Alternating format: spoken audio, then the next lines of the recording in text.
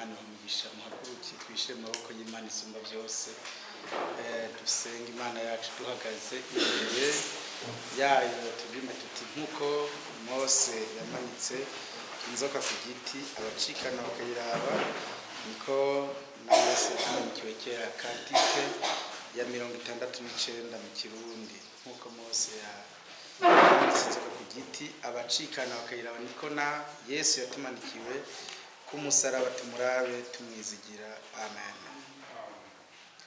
Nkuko Mose yamanitse inzoka ku giti abacikana bakayiraba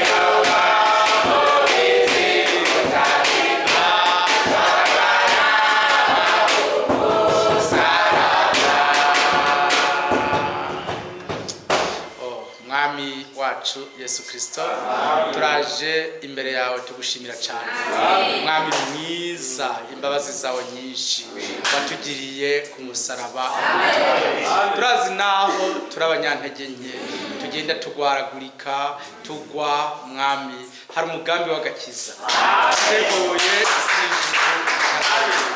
uwo niwo wanditswemwo ibyiza byose tuzocamwo ibyiza byose twabikiwe ibyiza byose waduteguriye kandi nta na kimwe utazodushitsaho. Uri Imana yacu data n'umugisha bera bawe bateraniye imbere yawe mukiza, twese utugenderere umunsi, twese tuvuge ko twigishijwe nawe witondera ibyo watugeze. Tubisabye mu izina rya Yesu Kristo, amen. Amen. Umwami ahimbazwe kandi mwese abaho umugisha mwinshi. Amen. Murazingurura mu butumwa bwiza bwa Yohana igice cya 10, ubutumwa bwiza bwa Yohana, Evangile selon Jean chapitre 10. Dusome mu izina rya Yesu Kristo. Mushobora kumurikisha na telefone yanyu, ariko turabasabye ntagire n'umwe isubira kuvugira ko. Evangile selon Jean chapitre 10 yo muri bien, Imana ibahezagire. Verset 34, dore kuri 34 dusome mu izina rya Yesu Kristo. Evangile selon Jean, oui, voilà. Dusome mu izina rya Yesu Kristo. Ubutumwa bwiza bwa Yohana igice cya 10:34. Yesu arabishura ati, mbega ntihanditswe mu byagezwe byanyu ngo navuze nti muri Imana? None ko yabise Imana bamwe ijambo ry'Imana ryashitseko, kandi ivyanditswe ntibishobora guhinduka. Amen. Mwebwe mubwira mute uwo data yejeje akamutuma mu isi ngo urarogose, kuko navuze nti ndi umwana w'Imana. Imana ibahezagire mu vyagire, Imana ibahumugisha kuri mugoroba, ibahezagire kandi cyane rwose mwese. Amen. Imana ni nyembabazi, itwemereye gukorana mu izina ry'umwami wacu Yesu Kristo. Kiswaruwe umwami akwiye gushimwa cyane rwose bw'iri teka duteye, bisumba akanya gato tumaze mu ngoro y'Imana. Biblia ivuga ngo gasumba imyaka 1000 twomara mu bihimbaro by'isi. Buri mu Kristo wese yarakwiye kuvyibonako. Amen. Kabona ati koko umwanya muto maze mu ngoro y'Imana wamumbere w'igiciro gusumba imyaka myinshi maze mu bihimbaro by'isi. Niba umuntu nawe atabibona nuko ataragendererwa n'Imana isumba byose, ariko umuntu yagenderewe n'Imana isumba byose abona agaciro iyo ageze mu ngoro y'Imana. Niho yumva umunezero w'agakiza, niho yumva aruhutse. Amen. Yumva ata kintu cyo mutandukanya naho hantu abwirirwa iby'umwami wacu Yesu Kristo. Yumva ata amafaranga arengeje y'amamiliyaridi menshi yoja kurondera mu mwanya woko aba guhura n'Imana isumba byose. Guhura n'Imana bisumba ibindi bintu, iyindi migambi, izindi projet zose twocamwo munsi y'izuba. Imana ishimwe ku buryo umuntu wese akwiye kunezererwa kuza muri assemble. Nuko Dawidi yavuze ngo naranezerewe hamwe bambwira ngo tugende tuje mu ngoro y'Uhoraho. Imana ishimwe. Amen. Byo bikwiye kunezera umwana w'Imana gusumba ibindi byose. Biblia irongeye kwa n'amajambo meza cyane ngo sije jenyene nzohabwa icyo gitsibo, ariko n'abanezerewe bose guseruka kw'umwami wacu bazohabwa icyo gitsibo. Nanje nashaka Imana ifashe n'abafrere twese, iduhe kunezererwa kuzoseruka kwa Yesu Kristo. Nagira umuntu yumva amagorwa bamubwiye ko Yesu ari hafi kuza, habwo nafatanye n'abandi bavuze bati egome urakaza mwana Yesu. Ni muze twifatanye nabo, natwe mu mutima habeyo ngo viens bientôt. Amen. Twifatanye n'abandi baba frere bo muri 1 Corinthiens 16 bavuga ngo maranatha. Amaze abera bose bizeye ubutumwa bwiza baca bavuga baramukanya bati maranatha, bisobanura ngo Yesu araje kandi vuba. Ni bibe mu mutima gusumba ibindi byose, kuko aho niho icyo twaruhiye tuzogihabwa. Yesu nagaruka, ibyo twagiye kurira amadeni mu mabanki, ibyo twagiye kwigira za kaminuza, ibyo twagwaniye byose, Yesu nagaruka niho tuzobihabwa bibyuzuye. imiriho yose twagize turondera amafaranga n'ibitari bimwe ntitwanayaronka tugashikira ayatuma twama turondera tutaruhuka, imiriho yose izohera et nous serons satisfaits. Alléluia. Tuzoronka ibiduhagije quand Jésus paraîtra. Que Dieu soit loué. N'amahimbazo. Nico gituma umuntu wese akwiye kumva mu mutima amarango aje Siyoni, akanezererwa kuzoseruka ku mwami wacu Yesu Kristo, akanezererwa kino gitutu, amen, cy'ikoraniro ry'abera, akumva aguwe neza iyo bavuze bati tugende muri assemblée.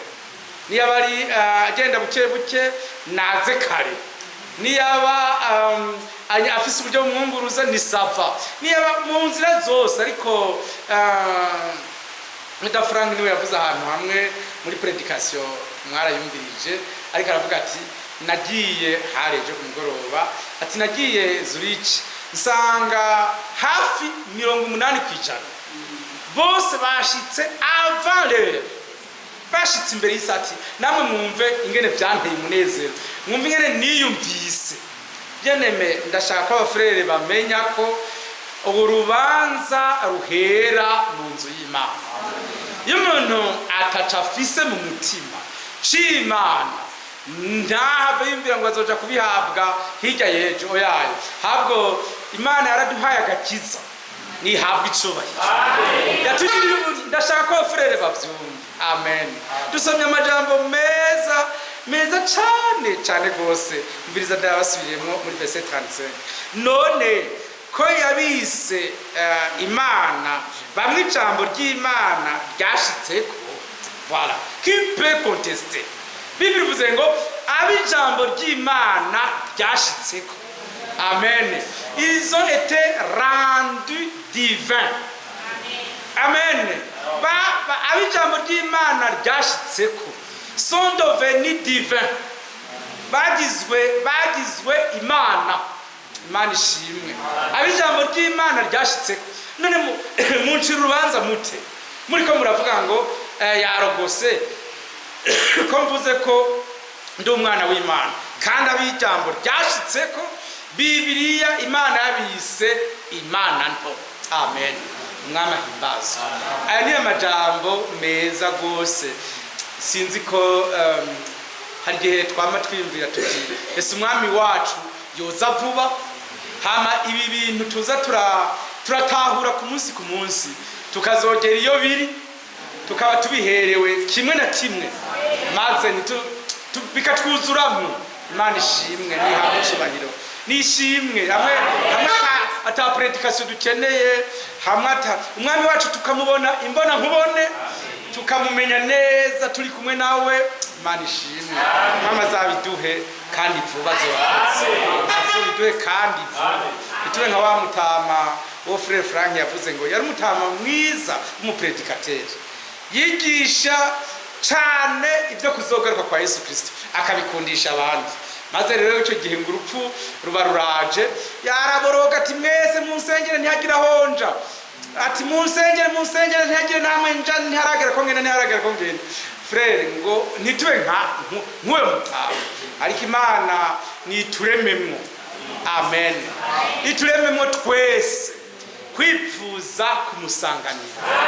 Iturememwo ibimpe vy'ukuri, la réalité. Isi tuyanye. Pawulo ati si yambere ikibambwe naye nayibereye ikindi. Isi tuyanye kuko nayo yaratwanse. Amen. Maze dukunde iwacu mwijuru, aho umwami wacu Yesu Kristo ari. Bibiliya irashize ko ngo umwami azorangiza ubufafara intege nke z'imibiri yacu zose. Uhoraho nashimwe. Oui, c'est vrai qu'il Dieu soit loué. Bibiliya irishizeho ngo abijambo ry'Imana ryashitseko. Imana yabise Imana, kandi uyu mugoroba nanje ndashobora kwemeza imbere yanyu ko ijambo ry'Imana natwe ryadushitseko.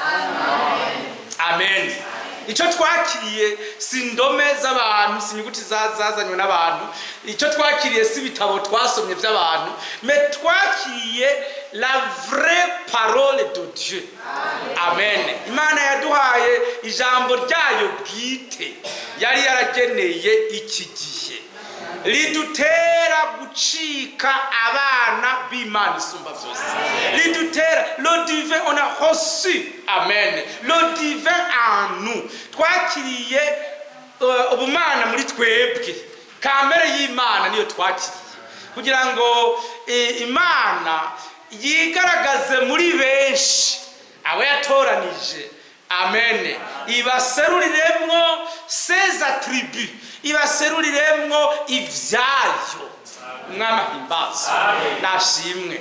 Ntitwahamagawe kugira ngo tuba abantu bakoze uyu mu gusenga. Oyaye frere ejo yaduha akarorero keza, frere Frank ejo ariko arapresha yaduha akarorero keza ati umva ndababwire, umusore umwe yaje gusengera mwana mwumvise abumvije predication bya ati umusore umwe yari Zurich ava mu ba Methodiste aja gusengera iwacu mu bafrere, atasengeye kabiri gusa mu bafrere, ubugeni bwiwe burashikiriwe, agenda gutegeka pastori wa Methodiste ati umva nkubwire, ubugeni bwanje buzobera ngaha, kandi n'umupastori azobuhezagira siwe pasteur w'iyi eglise, ni mwene data Frank. Pastor ati merci bien, okay. Hanyuma Frank ati je nande naciye nibaza, yaba ari je nari uwo mupasitori nari kuvyitwaramwo nte, nari eski nari ku byari kugenda biti, yaba ari je nari uwo mupasitori, umuntu avuye iwacu yahavuye agarutse kuvuga ati ubugeni bwanje buzobera ngaha, mbere n'urya mupasitori maze gusengeriwe kabiri niwe azobuhezagira. Mweho mwumva ngaha mwo bigenza mute, tweho twovyifatamwo duti. Ahubwo aya majambo nayo kuri Imana ibazwe, urukundo Imana yadushizemo n'ubuntu bwayo Imana yaduhaye vyaje nk'ibikoresho vyo kuzana abandi kugakiza. Ntibazozanwa n'impari, abandi ntituzobakwegesha impari. Abafrere baramenye vyinshi bitari mu rukundo, bamenye vyinshi bitari mu buntu bw'Imana, bitarimo kwihangana, bitarimo gutekereza, bitaco vyamaze habwa kugira ico bimaze, vyirukanye benshi kuko mwagiye kubahaririza mu mubatizo, muja kubahaririza mu bumana bwa Yesu Kristo, muja kubahaririza mu vyizamurwa n'ivyizuka ry'abapfuye, muja kubahaririza mu bwenge. Mes frères, équipement ivy'Imana yaduhaye nk'ibikoresho vyo kugaragaza ubumana bwayo. Amen. Nuko yaduhaye tout ce qui était en lui, ivyari muri yo, urukundo rwayo, imbabazi zayo, kwihangana kwayo. Amen. Nivyo vyadushitseko kugira ngo abari byo tugenda gukoresha mwisi y'abariko barahona. Amen. Mbo deka dusubira inyuma gakenyi dusubire kuri kakaroro kacu frere yaduhaye ejo. Nande mbajije assemblée yaba ino assemblée ndababwiye nti hari umuntu yagiye muri Pentecote cyangwa sinzi tuvuge muri Methodiste nk'aho bavuze, amaze gusengerayo kabiri, kandi yategetse ko ubugeni bwiwe buzoheza gibona pasteur wa Methodiste ngaha kandi bukazobera hano. None mwe aba frere mutuvyemeye ntimuduteye amabuye, nubwo ntimudutera amabuye. Hamwe mu byo mu pastor yambaye nakakandi kazi kahana mwizosi ati nje guhezagira ubugeni, agacitangwa ati mu izina rya data n'iry'umwana n'icyampemuyera, ati umuhungu yahori wanyu amaze gusengera iwacu kabiri, n'umukobwa yatwaye ni mu Methodiste, none nje kumuhezagira muri ino nzu yanyu. Abafrere bose twirutse ko bati baba pastor bacu baraguye, ariko frere Frank wati nande nabonye ko urukundo Imana yaduhaye n'umunezero n'ubuntu Imana yatugiriye arivyo dukwiye ni vyinshi. Amen. Ku buryo yaduhaye ivyo twohako n'abandi bose, Imana izo dushira imbere. Amen. Yaduhaye rwinshi. Amen. Natwe tuzokunda gushika naho n'abasi bacu baronkako. Amen. Yaduhaye kugira imbabazi nyinshi. Oh, Imana ishimwe. Ahubwo reka tubihindukize tuvuge tuti mwami ko wambabariye nanje mpakubabarira. Ko wankunze nanje mpagukunda uko wankunze. Ko wanyihanganiye gushika n'uyu munsi mpakwihanganira nanje nkuko ngezaho. Imana ibahumugisha. Aya majambo y'Imana isumba byose mu mbabare tuyasome mu Bakolosayi. Imana ibahumugisha. Muyasome zingurura nubwo hagoye kuba habona mushobora kumukisha za telefone zanyu ariko musome aya majambo mu Bakolosayi igice cya 3 meza cyane. Colossiens chapitre 3 haranditse hati. Oh, Imana ishimwe.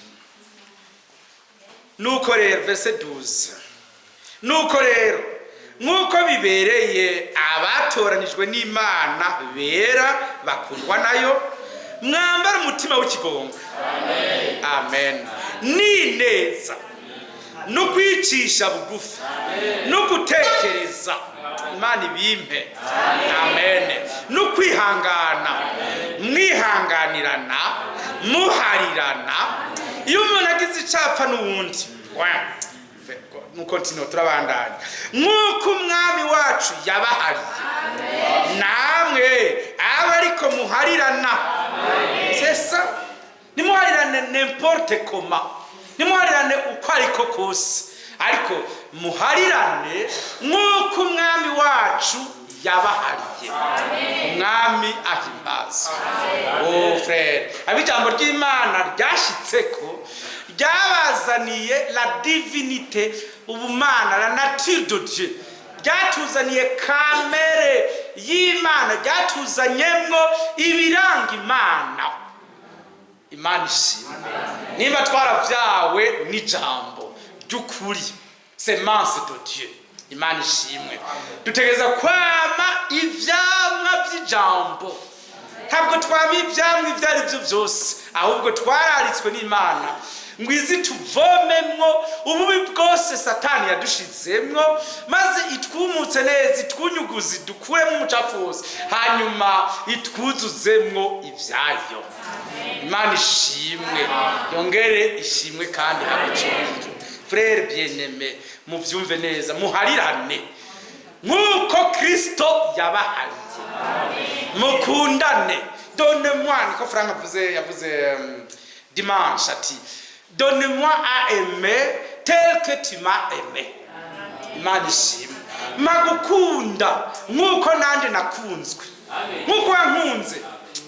Imana ishimwe. Nkuko wankunze bariko nanje mpagukunda. Nkuko wanyihangane. Imana ibimpe kandi cyane. Nyagira umuntu yiyumvira ko dukoze umugwi wa assemblée y'ibwoga. Oya. Habwo dukoze umugwi w'abafise uburanga bw'Imana ibwoga. Imana ishimwe. Ntabwo ari assemblée, je ne sais pas ko muvyita, muvuze vya chrétienne, muvuze vya confesse, mukavuga ivyo mushaka byose. Tout cela est inutile, naco bimaze. Ariko ikifisa agaciro n'abantu n'umurima w'Imana isumba byose. Ni champ d'expérimentation y'Imana isumba byose.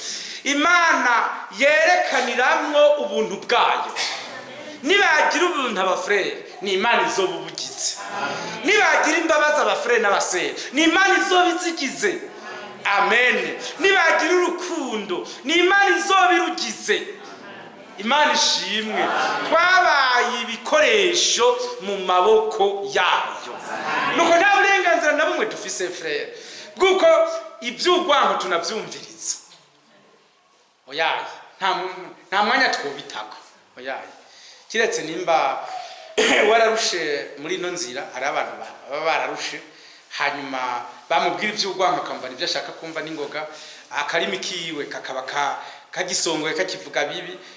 Uwo nawe Frère Branham yaduha akarorero keza ati inkukuma irashobora kwiza imyaka 70 atariko iri muri za 30-40 ikabona yashaje ibona umwo wayo wagondamye wihese uri mu gushika mwizosi ikabona ujya mu muzo ikorako umunwa utakirya inyama, ikabona ubwoya ngo bwabaye bwinshi ku buryo no kuguruka bitagikunze, ikabona vyara byo ku mano yayo itoza byarabaye birebire byarihese ntakigishoboye, igafata decision itari ibintu bitatu ngiye kwiyambura.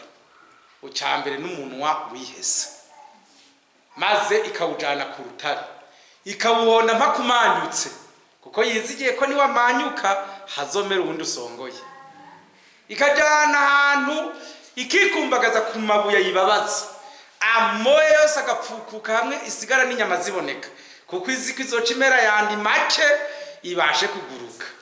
Ikagenda vyari ikabiharuza ku mabuye, ikabiharura gushika bipfunitse, hanyuma imere shasha, maze igaca yongereza imyaka yo kubaho. Imana none natwe dufashe, abafise iminwa miremire yihese nibayijane ku rutare, ariko Kristo Yesu bayibone mpaka imanyutse iveho, hamere mishasha, bamere indimi nshasha zo kuvuga ibyiza vya Yesu Kristo. Imana ishimwe, Imana ibahe umugisha. Abafise inzara ndende zihese nibazijane ku rutare ariko Kristo, maze Imana ibashoboze zivunike ziveko, kugira ngo bazoje heza, baje muri vyiza, ibirenge bija hahimba. Imana ishimwe, maze Imana ibashoboze mu izina rya Yesu Kristo. Bien mes frères, twasomye ngo abantu ijambo ry'Imana ryashitseko biswe Imana. Amen.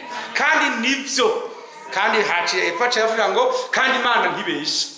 Nanje ndabivugishije umutima wanje wose, niyo bari ijambo ry'Imana ryadufrapye, ryadukubise, ntiryasubiye inyuma ubusa, ntirizosubira inyuma ubusa, ritaturemyemo ryaravuze biraba, kandi ntiryarindi nyene, ryavuze umuco ubeho. Amen. Umuco warabayeho turawubona, rivuga amazi atandukane n'isi, vyaratandukanye na bugingo n'ubu. Niyo mubonye amazi yadengeye isi muvuga ko arakanyomoza, riravuga biraba. None ubu ntiryaje rivuga isi n'amazi, ryaje rivuga ko tubabera nk'uko Data wo mw'ijuru ari uwera. None vyokwanka gute? Vyavuzwe n'ijambo ry'Imana ririho rigahoraho, une parole de vérité toute puissante. Amen. Twinjijwe mu bwami bw'Imana isumba byose. Frère, est-ce que muravyumva? Twinjijwe mu bwami bw'Imana isumba byose, tutinjiye gukorayo ivyo twishakiye. Tumeze nk'abantu binjijwe muri prison. Muri prison wahora udandaza ndivuga ngo ngiye gushinga y'ibutike, waruhora urima ucuva ati je ni munzanira amatongo ya ndayarimire ngaha, wahora urumwunge ndivuga ngo nazanamazane zinkurikire, namba wahora utwara imodoka ndivuga ngo nzoyitwara muri prison. Muri prison bagenda gukoresha ibindi ubupfunzwe. Uko niko natwe twavuye mu isi, twinjizwa mu bwami bw'Imana, tugiye kwikorerayo ivyo twishakiye, ntabwo tugiye gukora ivy'Imana igomba. Umwami ahimbaza, n'umwami yatwinjije. Amen. Kugira ngo tujeyo, premièrement abana b'Imana binjijweyo bategezwa kuba abantu basenga. Ugusenga niko guhema k'ubugingo, gusenga niko guhema k'umutima. Umuntu adasenga, mumbabarire gose ndabivuge mu ndimi mu rurimi mwumva mwese, umuntu asenze umunota umwe n'usenze iminota 10 sibamwe. Tuvugane kuri namwe mu vyumva, muri abafrere n'abasere mwese. Umuntu asomye Bible agasoma impapuro 5, undi agasoma paragraphe imwe, sibamwe. Umuntu umvije predication iminota 5, undi akayumviriza isaha yose akayiheza, ntibumvishije bimwe. Barimo ubudasa. Imana yamihembera ubwitange bwacu, nuko abafrere ntibabiyave bimvira ukundi. Imana ni Imana y'amaprincipe. Amen. Uko uzovyumviriza kenshi niko izobigutahuza kenshi. Amen. Uko uzosenga kenshi niko Imana izogukiza ingorane zawe ucamo. Niko bimeze. Uko uzobisoma cane niko izobigutahuza. Uko utazobisoma niko uzuma. Branham ati hari imbwa zibiri nabonye ziriko ziragwana, ati imwe yarera iyindi yarirabura. none barabaza bati none muri izi mbwa zose izotsinda ni yahe? Frère Branham ati iyo bazogaburira cyane izotsinda. N'uyu munsi c'est la même chose. Nugaburira umubiri cyane uzonesha ivy'impemo bitsindwa bizimangane binyike umubiri uzovyetufu bimare ubimarire. Nugaburira cyane ivy'umutima naho nuko ivy'umutima bizonesha umubiri. Niko bimeze muri cyo gushakisha ngo ndi mu byaha ntakira ni mu ngeso zitagenda mbaye gute frère tout est disponible. Mwami byose yarabimpaye byose yarabiguhaye isi n'ijuru bitararemwa byose yarabitugomboreye. Amen. Byose yarabiduhaye. Namwe ndabisoma twasomye imirongo myinshi ya Vamidi n'umusore ariko ndigisha wo hanze ndiko ndamusomera imirongo nk'iyi twasomye myinshi cyane ariko nta minota dufise ariko s'il-vous-plaît ndabasavye mu vyumva malgré nubwo turabanyantege nke tugwara nugwaye kuko Imana itakwanditse ko gukira ingwara oyayo Imana yo isi n'ijuru bitararemwa yarakwanditse ko gukira ingwara muri Kristo Yesu. Amen. Priez, jeûnez et le Seigneur va exaucer. Amen. C'est ça frère. Le Seigneur va répondre. Nucumura kubera Imana itakwanditseho kubuwera oya yarabikwanditseko mais réclamer bisabe nk'uko umwana bisaba se bisabe frère. Reka kujunja hageze amafaranga wirukana n'umutima wose n'amaguru n'amaboko n'umwa byose bigahererayo hagera amasengesho itiro likabarira gufasha mais quand même comprenez que nibandi bazamurwa utazoburimwe reka guswaganya mureke no kwiyumvira ngo reka Imana izo biturunda ko kwiherezo abigiriye ubuntu rikira biba hanubu hagera imari hiyo nazo ziri muri Tanganyika ngo twibirana nazo sava maze hagera kukumviriza naga predication nagatonyi nguyo ngo ibintu muko biragamye ngo Frère Frank nawe avuga ibintu bigoye très bien ko bigamye rero ari byo bizozamura abantu we vyarakugamiye bireke biragusize tugiye kugenda abavyumviriza tuzogenda ababitahura tuzogenda ababikunda tuzogenda nawe burakunda pesa avance uzozura dufasha muri eglise tugurira piano na mahoro me ibindi byose ntibikuraho ibi bintu byo mu bwami bw'Imana abavyinjemo bose babinyakurisha ubuhitsi. Amen. Birabandanirwa niyo Imana iduhaye amasaha 12:28 harimo amasaha yayo harimo umwanya wayo frère harimo umwanya wayo nuhava wimvira ngo yakugabiye gusa sava iri numira kongeye deuxième jour troisième quatrième cinquième maze uzozitangura guhura n'abafrère bakuvuze nabi nawe ngo nande ndabishura kubera iki amasengesho hakuna amavuta naho yo bimoteri ikomeye cyane yakozwe mu mutari budasanzwe itagira amavuta iragonga nta kabuzi naho yo umugore mwiza yambaye inyenyeri ku mutwe umugabo atamwambitse umugore abamubi umugabo atamwambitse ntamugura agatenge ntamugura agashati n'akarato gasongoye uwo mugore abamubi naho agenda ukakivotura hari inyamurenzi wacu Nyabikenge gifise ivyinyo bishika ku matwi ugacucambika inkofero y'ingari mwigarukiza hariya indi ucambika ikirato gisongoye n'amakanzu meza urabingene bose batamacumu kubera iki kuba wacambitse neza. Nande mbwira abafrene n'abasere n'umuntu n'ubu adasenga nta buzima bw'Imana afise amunategera Imana Bible ivuga ngo amen. Igitumi mpemu mbi nkizo zabananiye kwirukana nukubera mutisonzesheje. Allez jeûner, allez prier. Turakeneye amasengesho yanyu. Twese turakeneye. Pawulo ati mudusengere. Kugira ijambo ry'Imana turitahure. Eske murazi ko kugira tuvyumve biva mu masengesho yanyu? Kugira turonke ivyo tuza kubigisha urazi ko biva mu ma prière mu nzara n'inyota vya frère. Erega ntibivi wacu. Hamwe mu batonzara n'inyota mufise. Twoshika hano tukabura icyo tuvuga. Ariko Dieu répond. Amen. Imana yishura inzara mwazananye. Yishura inyota mwaje mufise. Yishura ibibazo twaje dufise. Abadayimoni batwiboheyemo nibo ubutumwa bwiza bwirukana. kugira ngo tubakire batuvemo.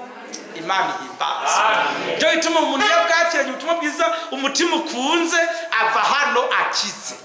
Ayo umuremere ukamuboha akumva niwe bariko baravuga si wabonye baramuvuye imbere wara muntu arapfa. Frère Frank ati nuzi ushaka bibi nabyo uzobironka, nuzi ushaka byiza nabyo uzobironka. Cyo wipfuza muri assemble nico uronka. None si Imana yomfasha twese ikaturemamwo umutima ukunze, wemera gukosorwa, wemera guhanurwa, kuko umwami wacu araje. Yesu araje. Amen. Imana ibahe umugisha. Dufise twese dukoraniye hano twifuza ko ivyari muri Kristo Yesu vyuzura muri uno mugeni wiwe. Iyo niyo ntumbere, nicyo kidutera kuririmba, nicyo kidutera gupresha, cyo dutera kumviriza ubutumwa bwiza. Dushaka ko quand il viendra. Amen. Imana ibamugisha. Que Dieu vous bénisse. Ça c'est la vérité frère. Ngire ndabisubiremwo mu minota 5 mumbabarire mu vyumva. Amen. Twifuza kino kintu. Chuko Yesu ni akaruka azodusanga dusa nawe. Amen. Imana ihimbaza. Aya majambo tugiye gusoma mumbabarire dusome imirongo nk'ibiri canke 3 hanyuma duhagarike. Duifuza ko niyaza azosanga dusa nawe. Imana ibahe umugisha mwinshi. Turahera kuri Luc chapitre 17. Dusome verset 30. Dusome mu izina rya Yesu Kristo. Duhere kuri 25. Umviriza. Ariko akwiye mwihute kuko dufite iminota mike cyane. 25 Luc 17:25 turakomeza. Ariko akwiye kuzobanza kubabazwa uburyo bwinshi no kwankwa n'abiki gihe. Kandi ko vyari biri mu minsi ya Nowa niko bizoba mu minsi y'umwana w'umuntu. Amen. Imana ishimwe. Imana ihimbaza.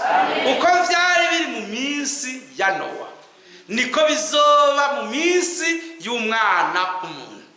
Mu minsi ya Nowa yinjiye mu bwato. Amen. Kandi yinjiye mu bwato umwuzure waciye uza. Amen. Natwe muri ino minsi turi mu minsi yo guhishurwa kwa Yesu Kristo. Ibi bizorangizwa nuko umuriro uzotibuka. Amen. Ubu bukozi turimwo esprit imwe iri hejuru yacu. Uku guhishurwa Imana ishimwe. Mumbabarire dusome kuri verset 26. Kandi ko byari biri mu minsi ya Nowa niko bizoba mu minsi y'umwana w'umuntu. Bararya, baranywa, bararongora, barashingira bageza kuri wa munsi Nowa yinjiye muri bwa bwato. Umwuzure ukaza ukabahonya bose. No mu minsi ya Loti vyabaye bityo. Amen. Bararya, baranywa, baradandaza, baragura, baratera, barubaka. Maze umunsi Loti yaviriye i Sodomu umuriro n'amazuku biratibuka bivuye mu ijuru birabahonya bose. Amen. Turi kumwe. Bibiliya nivuze ngo Loti yinjira mu bwato, ahubwo bivuze ngo Lot est sorti. Maze Lot arasohoka ava mu gisagara cy'i Sodomu n'i Gomora yinjira. Uko niko natwe tuzosohoka mu isi turimo tugiye mu izamuka, kandi nyuma yaryo hazobaho imibabaro itigeze kubaho. La grande tribulation. Maintenant verset 30 haranditse ngo niko bizoba umunsi umwana w'umuntu azoserukirako. Amen. Imana ishimwe. Umunsi umwana w'umuntu azoserukirako quand il sera révélé, manifesté. Uyu munsi niwo turimo uyu munsi, kuva ku gihe cya Branham gukomeza ku gihe cya Ewald Frank no mu gihe cyacu. Le fils de l'homme est en train d'être révélé. Amen. Ndabasabye n'umutima wanje wose mumenye ko abo mu gihe cya Frère Branham bari n'ivyo babonye bivuye ku Mana isumba vyose. Muvyumve neza. Abo mu gihe ca Ewald Frank bari n'ivyo babonye bivuye ku Mana isumba vyose. Si vous voulez que je peux détailler, no bidetaye mubishaka. Ariko noneho umwanya ntawo noronka. Maintenant, no mu gihe cacu naca. Turi n'ivyo turiko turabona. Biva ku Mana isumba vyose. Ça continue. Ni gihe cyahere kuri ministère ya Frère Branham, kirakomeza muri 66 na Frère Frank, kirakomeza no muri 2024 n'inyuma ya Frère gushikaho. Amen. Ama prédication azohagarara. Tuzodoje kumviza ama retransmission igihe tuzubizo biheze byose maze ubushozi bwasezeranywe n'Imana butuzeko. Tutagisubiye kuza muri assemblée naho tuzotugikeneye. Tugisubiye kuza kuririmba navyo tuzotugikeneye. Ahubwo bizoba so petita hazoba akanya kari hagati yo kurangizwa ko guhishurwa kwa Yesu Kristo no kuzamurwa, maze inyuma y'izamurwa ubumara budasanzwe busukwe mu isi. Niko mbwiye abafrere nti nibabe obéissant, baba abantu bamenya kw'Imana. Ndabasubiriye mbabare ndabivuge neza. Wosubizamwo iyi predication nkiyumviriza nicaye ngahe wanyu no kwikengera cyane ibintu ariko ndavuga uyu munsi. Ariko noneho hari byavuye ku Mana. Na Frère Branham yari kumviriza kwiyumviriza, na Frère Frank yiyumvirije akavuga mubishireko nawe akicara muri assemblée akavyumviriza kuko c'est une œuvre de Dieu. Imana ni nziza. Ni nziza gose. Dieu avuli Imana yashatse ko abo byavuzwe tudahari tuvyumva natwe kugira ngo itegurwa ry'umugeni riba rimwe kuri twebwe twese. C'est un rattrapage. Twebwe tutari bwavuke kandi Yesu agiye kuza, kandi ari byo byangombwa byategura umugeni. Byasaba tuvyumve. Nico gihe turimwo Imana ubwayizoza gusozera igikorwa cayo. Nous y sommes déjà. Umwami ahimbazwa. Matthieu 24 haranditse aya majambo. Oui, ça va, hasigaye iminota 5. Matthieu 24 handitse hati. Bien. Verset 29. Hein? Turi kumwe. Hanyuma yayo marushwa. Voilà. Turi kumwe? Nawe. Hanyuma yayo marushwa. Yico gihe uwo mwanya izuba rizocura umwiza, n'ukwezi nikuzoba kucaka umuco wako, n'inyenyeri zizokoragurika zive kwijuru, n'ivy'inkomezi vyo mu majuru bizonyiganyizwa. Voilà. Ibi ni nyuma y'izamuko. Aha, verset 30 maintenant. Ubundi kimenyetso c'umwana w'umuntu kizobonekera mw'ijuru, ni amoko yose yo kw'isi azoboroga, bazobona umwana w'umuntu aje mu bicu vyo kwijuru ari n'ububasha n'ubwiza bwinshi. Amen. Imana ishimwe. Bino si bizoba imbere y'izamuka, nibizoba inyuma. Aha umuntu wese nanyumve, Yesu nagaruka aje gutora umugeni ni vuba cyane. Haranditse ngo tuzomusanganira mu bicu, ariko ijisho cyose ntizomubona, n'abamucumisa ico gihe ntibazomubona. N'umugeni azomusanganira mu kirere. Niko byanditse mu Tesalonika ba mbere cyo ca 4 umurongo wa 17 kuva kuri 16 gushaka kuri 17. Donc ibi byovyo ni gihe umwami aziyereka Abisirayeli, maze abantu bose kwisi yose bazoba bemerewe kumubona, kuko ico gihe azohagarara ku musozi wa Elayo. Bibiri ivuga hano mu byashire Yohana cyo ca mbere ku murongo w'indwi, Apocalypse chapitre 1 verset 7.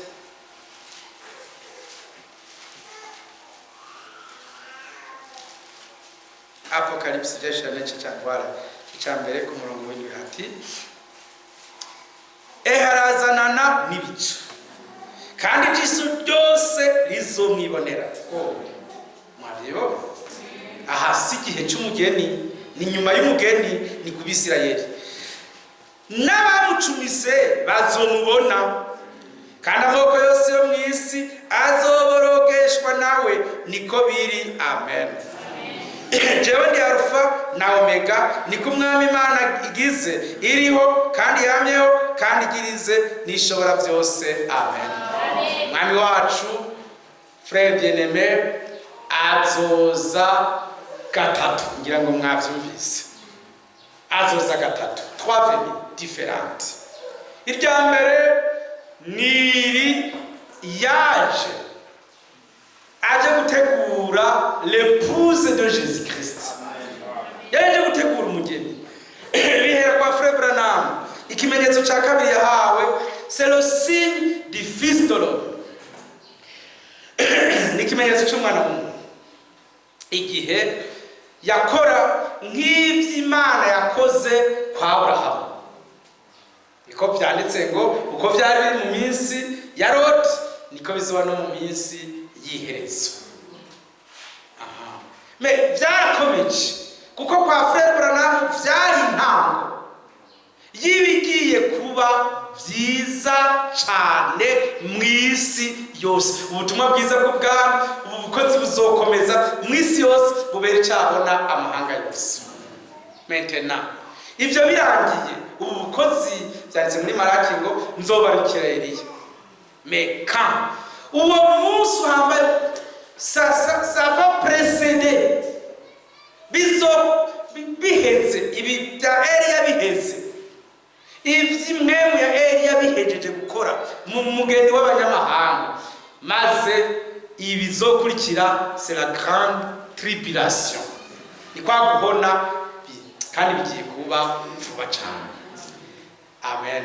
Ariko bwa kabiri azoza ahagarare mu bicu, wa wundi yaje kutwihishurira, wa wundi yaje kutweza no kudutunganya no kutubamo, ni wazoza no kudutora. Ni we wundi nyene ntahinduka. Amen. Ariko noneho nitwigishe ngo ubuntu buzoba buheze. Ahubwo n'inkumi z'ibijuju zizoba zagira ubuntu nazo, n'ibihumbi 144 by'Abisirayeli nabo bazoba bari mu buntu bw'Imana.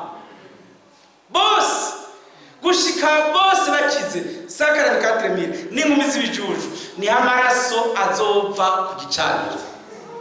Voilà. Ngira ngo turumvikana n'abafrere. Gushika none haya masaha dusoze tuvuga ngo abijambo ry'Imana ryashitseko, Imana yabise Imana ku buryo bagererwa mu ils ont la révélation du fils de l'homme, du fils de Dieu.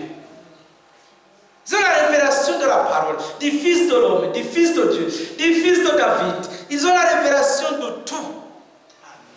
Ivy'Imana yabitse ubutunzi bwayo bwose yabusutse muri Kristo. Kristo nawe yabusutse mu ishengero. Ngo nibwo buntu twagiriwe. Amen. Imana ihimbaza. Nuko turabantu bo kugenda kwizishimwe ry'Imana yaduhamagaye. Twuzuye ivy'Imana ivyari bigize. Son amour, sa grâce, sa bonté, la joie du salut. Ivy'Imana yatwujujemo byose, nivyo yatwekishije, nivyo yatwubakishije kugira ngo bazotubona bose bazoreshwe navyo. Nivyo Pawulo yise ngo dufise ubumote bwiza bwa Kristo. Amen. Umwami Yesu ahezagire abatoranijwe mwese. Muhaguruke tumushimire, yarakoze n'ahacyubahiro. Amen. Muhaguruke tumushime, akwiriye gushimwa ubu nibihe bitazoshira. Muvyumve neza ko umwami wacu quand le fils de l'homme, niko byanditswe mbere, bivuze ngo mbere uko tuzoza bikurahishura. ariko icyo tuzi ni yerekanwa. Amen. C'est maintenant turiko turababwira ibihimba by'umubiri wiwe. Il est là et nous sommes son corps. Nitwe tugize umubiri wiwe. Amen. Nitwebwe tugize umubiri wiwe, kandi umuntu wese akoresha umubiri. Ibyo gukora amaboko nagenda bikore, ibyo gukora amaguru nagenda bikore, ibyo gukora amaso nabikore, kandi uwo mubiri wose ubikore wumvikana. Ni sawa? Ndasubiyemo namwe nimuvyumve ngo nimwumve ngo nibanga rinyegejwe. Tugize umubiri wa Yesu Kristo, kandi uwo mubiri nanje ni nk'uyu mubiri wanje mubona, niwo nkoresha. Nkeneye ibikoreshwa ibirenge n'ivy'ibirenge, ivy'amaguru n'amaguru, ivy'amaboko n'amaboko, ivy'umutwe niwe Kristo. Imana ishimwe. Murakoze. Yesu abahezagire cyane. Ico nkamukavyumva mwese, maze tukamenya ko il est en train de se révéler détail par détail, kamwe kuri kamwe. Nyagire na kimwe nimba uri mu mubiri wa Kristo Yesu kigucika mu vy'Imana yatugeneye mu minsi yacu.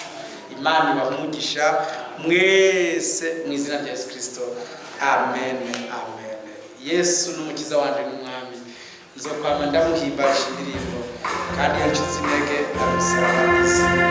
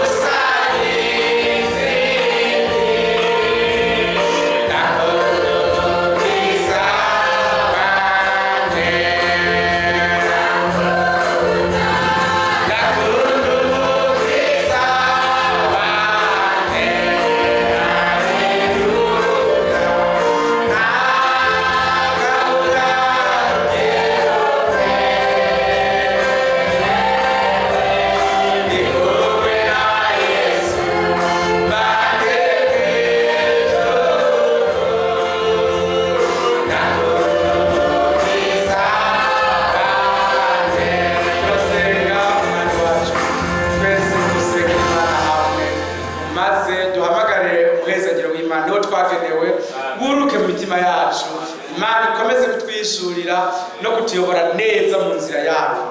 Datugororotse kandi Imana y'ubushobozi, tunezerejwe cyane n'umugoroba mwiza uhaye kongera gusubiramwo aya majambo yawe atubwiye yuko ari ijambo ry'Imana ryashitse ko bose wabise Imana ntora. Mwami uri Imana itabesha, ibyo wavuze byose ni ukuri. Ngusabye mu izina rya Yesu Kristo ngo abana bawe ubugurure ubwenge, ngo batahuze ibyo byanditswe bivuga, kandi abana bawe bahe umwete, bari gushiruka umwete cyane witegurwa ryacu. Twese uduhe umwete wo gusenga, uduhe umwete wo gusoma ijambo ryawe, uduhe umwete wo kumviriza ubutumwa bwiza, udukangure Mwami, udusiga amavuta y'urugendo, udukomeze mu nzira y'agakiza, maze Mwami gushika ibigwanishwa bya Satani bizorangirira byose, tuzoba twegukiye intsinzi. Senyeri abariho uduha gukuramiriza gushika uzobukoze Mwami. Urakoze. Twuzuze urukundo rwawe, twuzuze imbabazi zawe, twuzuze bimwe wari ufise byose, biba ari byo dutunga muri twebwe, biba ari byo turehesha abandi, tubabere ubumote bwiza bwa Kristo. Urakoze. Duhabwe icubahiro. Heza imitima yacu twese, maze dukirize abaje barwaye, bakize bose mu izina rya Yesu Kristo. Datugororotse uduhe umugisha utagabanije, kandi Mwami witwararike abaguye, ubavyure abicaye mu mwijima, ubabere umuco, abakuzi umuyobozi bagende kuwe wari umeze. Mwami dusubire abakorere badukirize